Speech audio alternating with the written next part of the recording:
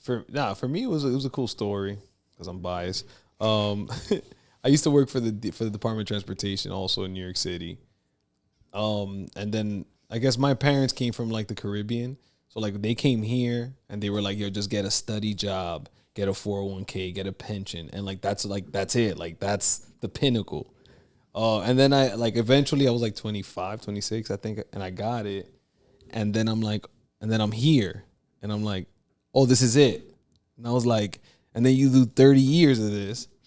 And then you're like, what, like in your 60s, and then you leave, and then you enjoy your life. And I'm like, nah.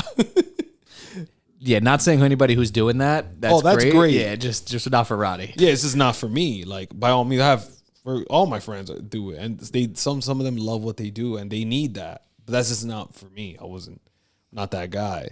So then I started dabbling. My cousin. Shout out to my cousin Adrian. He came to my house one day and he was like, "Yo, you want to like invest in something or like start learning how to?" And I was like, "Yes." I was going through I was playing PlayStation. I was exhausted from work. I was like, "This can't be it." And then he came. He was like, "You want to figure something out?" And I was like, "Yes." Was he in investing like already? He was kind of like dabbling already, like kind of like just, and not even in real estate, just like in stocks and even crypto, like early crypto. And me and him, he started exposing me. He gave me like Rich Dad Poor Dad.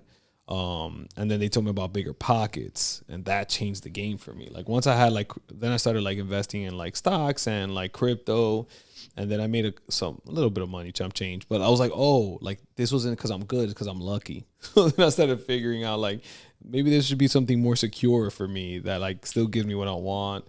And then I found Bigger Pockets, and like Brandon Turner in his early episodes would just nonstop be like, "Hey, if there isn't a meetup around you, just start your own meetup."